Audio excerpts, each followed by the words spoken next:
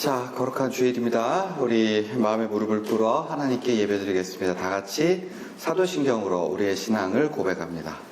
전능하사 천지를 만드신 하나님 아버지를 내가 믿사오며 우리 주 예수 그리스도를 믿사오니 성령으로 잉태하사 마리에게 가시고 본디오 빌라도에게 고난을 받으사 십자가에 못 박혀 죽으시고 죽은 자 가운데서 다시 살아나시며 하늘에 오르사 전능하신 하나님 우편에 앉아 계시다가 저희로서 산자와 죽은 자를 심판하러 오시리라.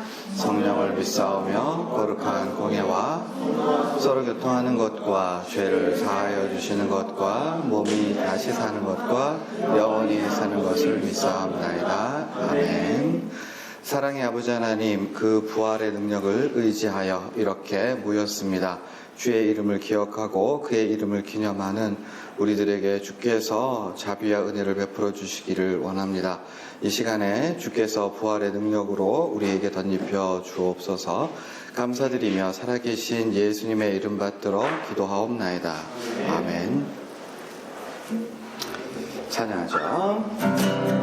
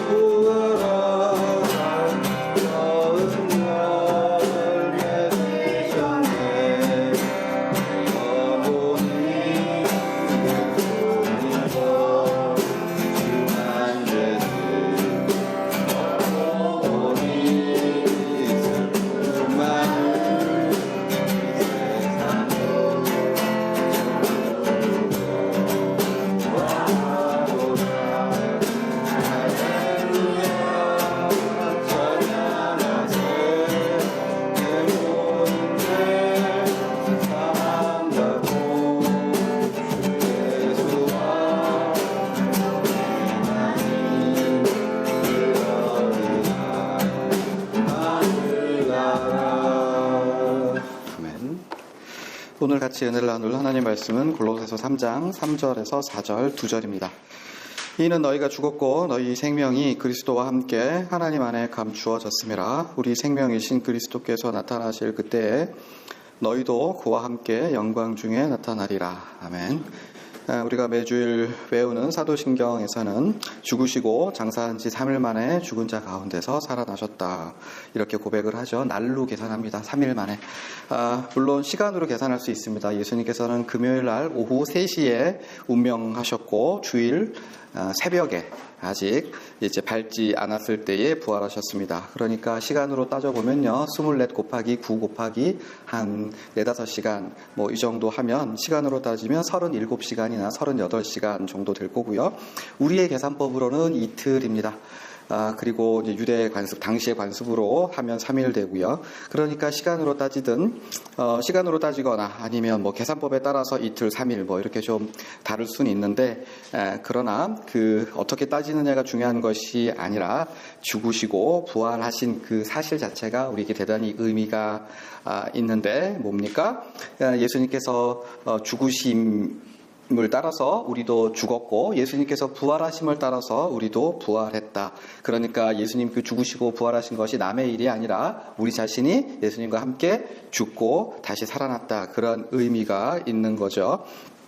우리는 예수님을 믿음으로 말미암아 죽은 것으로 인정이 되고, 또한 동시에 부활하신 부활에 동참하게 되는데, 오늘 우리가 봉독한 말씀 2절 앞에 보면 3장 1절에 같은 맥락에서 너희가 그리스도와 함께 살리심을 받았다 라고 표현합니다. 그러니까 예수님의 부활하심, 그것이 바로 우리의 구원이다, 이렇게 설명합니다. 이것을 우리가 복음이라고 하고 그리스도교의 교리가 되겠습니다. 다시 말씀드리면, 우리는 예수님의 죽으심으로 말미암아 죄로부터 자유하게 되었고, 예수님의 부활하심으로 말미암아 우리 속에 새로운 생명, 새로운 정체성을 덧입게 되었다는 말인데요.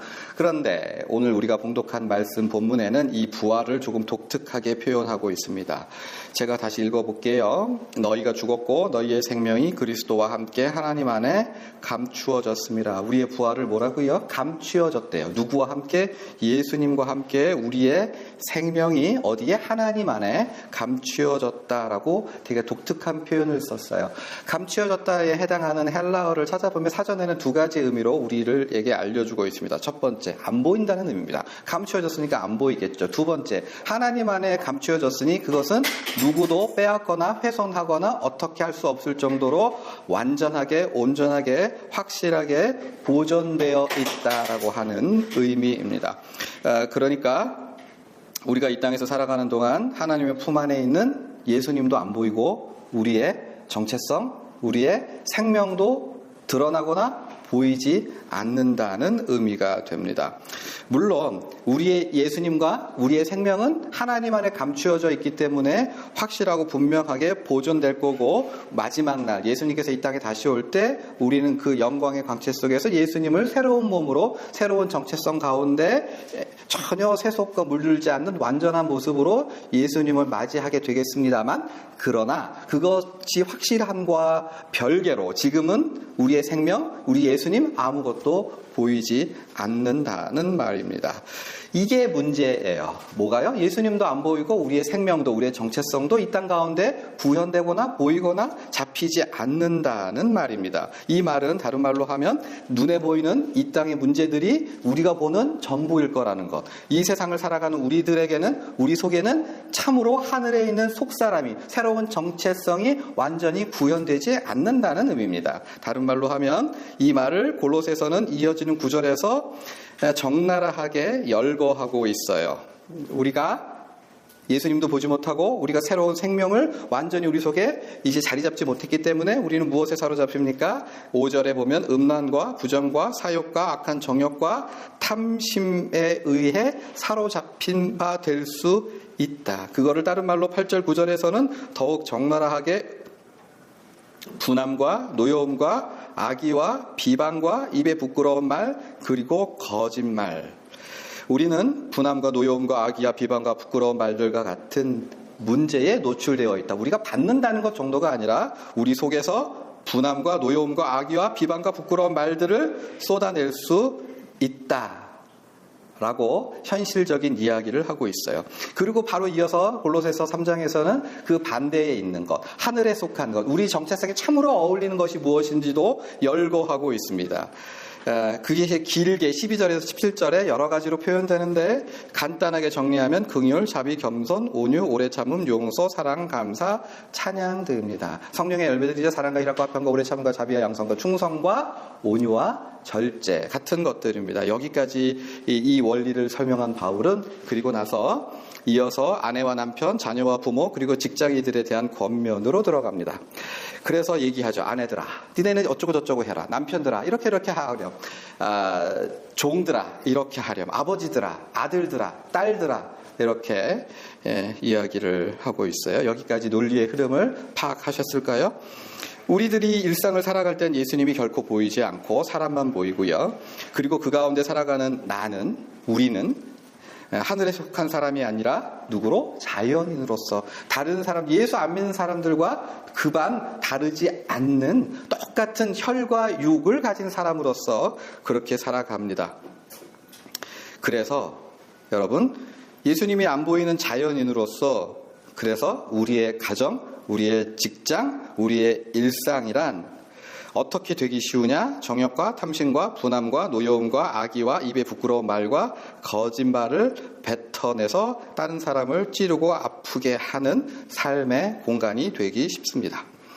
이 일에 우리 누구도 그렇게 자유로울 수 없습니다. 아무리 금슬이 좋은 부부라도 내가 당신을 위해 장기도 콩팥도 줄 수 있고 뭐든지 다 해줄 수 있다라고 하는 그런 금술 좋은 부부라고 해도 상대방에 대한 미움과 분노의 말을 내뱉을 수 있어요. 아무리 훌륭한 부모, 아무리 훌륭한 효자라고 해도 원망과 섭섭함과 이기심과 분노가 없을 수 없다. 주님을 위해 죽을 수 있는 순교자가 있다고 생각을 해보십시오. 누구든지 정말 존경에 맞지 않는 그런 순교자라고 해도 남편이 습관적으로 화장실에서 물을 내리지 않을 때 분노의 게이지는 쌓일 수밖에 없고 결국은 짜증을 낼 수 있죠. 아무리 사랑스러운 아내라고 해도 계속 코를 골아요. 아내가 코를 고아서 하루 잠을 못 자고 이틀을 잠을 못 자고 3일을 잠을 못 자고 한 달 내내 수면 부족이 됐을 때 그 분노가 아내를 향해서 신경질이 날 수 있는 거죠. 우리의 인내와 참음의 그릇은 그 크기가 얼마 되지 않기 때문에 분량을 넘어서면 문제를 일으킬 수 있다. 우리는 지극히 하찮고 찌질한 사람으로 극히 작은 일로 상처를 주거나 아무것도 아닌 일로 송곳처럼 찌르는 말을 내뱉기 쉽습니다. 이게 우리의 현실임을 골로새서는 적나라하게 보여주죠. 그래서 뭐라고요? 우리의 생명은 어디에 있다고? 하나님의 속에 있대요. 그리고 예수님도 보이지 않는데요. 그래서 우리는 때로 형편없는 행동을 하기도 합니다. 그런데 오늘 본문은 이렇게 선언을 하고 있어요. 뭐라고요? 너희가 죽었고 너희 생명이 어디 안에? 하나님 안에 감추어져 있다. 하나님 안에 감추어져 있다. 라고 하는데 이 말을 가장 쉬운 수준에서 제가 여러분한테 설명드리려는 말은 이것입니다.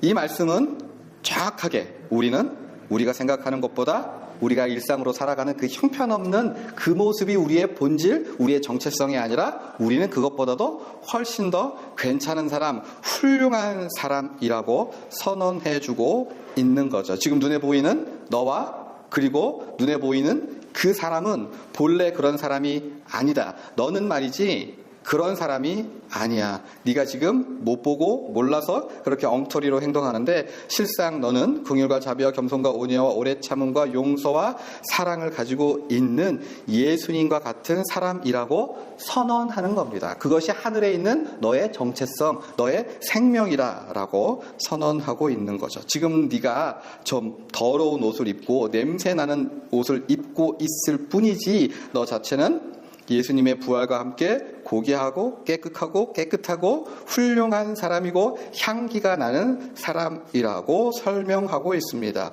왜냐하면 그리스도 안에 있는 모든 사람은 그 속에 하나님의 생명이 있고 이 땅에 보이는 것이 전부가 아니라 그 본질은 하늘에 있는 생명을 본질로 한다는 말입니다. 우리는 지금 눈에 보이는 것보다 훨씬 더 나은 사람이고 작은 예수고 예수님의 동생입니다. 우리는 예수님의 공로로 말미암아 우리는 지금 우리가 보이는 형편없는 행동보다 드러난 것보다 더 나은 사람들입니다. 그리고 우리에게 상처를 주고 아픔을 주고 고통을 주는 사람도 보기보다 그 행동보다 훨씬 더 나은 예수님의 사람입니다. 부활은 바로 이것을 우리에게 알려주는 거예요. 나 자신과 내 자신에 대한 혐오감이 있을 수 있고 그 사람에 대한 혐오감이 있을 수 있지만 보이는 것이 전부가 아니라 하나님 안에 그 정체성이, 그 생명이, 그 본질이 감추어져 있는 하늘의 사람임을 알려줍니다. 설교를 정리합니다. 부활을 기념하는 오늘 우리는 이것을 기억할 수 있었으면 좋겠습니다. 우리는 예수님의 그 크신 공로로 인해서 우리가 생각하는 것보다 더 나은 사람들입니다. 우리는 실수와 잘못을 적지 않게 하고 때로는 미워하고 때로는 악의를 품고 때로는 그 마음에 속상함을 풀지 않기도 합니다만 그것은 우리의 본 모습이 아니고 우리의 정체성은 하늘에 있고 참된 우리란 하나님의 품 안에 감추어져 있습니다. 나의 부족함, 나의 연약함은 항상 고통스럽고 받아들이기 어려울 수밖에 없습니다. 이게 나라니라고 하는 고통이 있을 수 있습니다만 그러나 진짜 우리는 하나님 속에 감추어져 있다. 우리는 참된 우리는 하나님 속에 감추어져 있다라고 하는 사실을 지렛대 삼아서 힘을 낼 수 있는 저와 여러분 되기를 바랍니다. 아멘. 기도하시죠.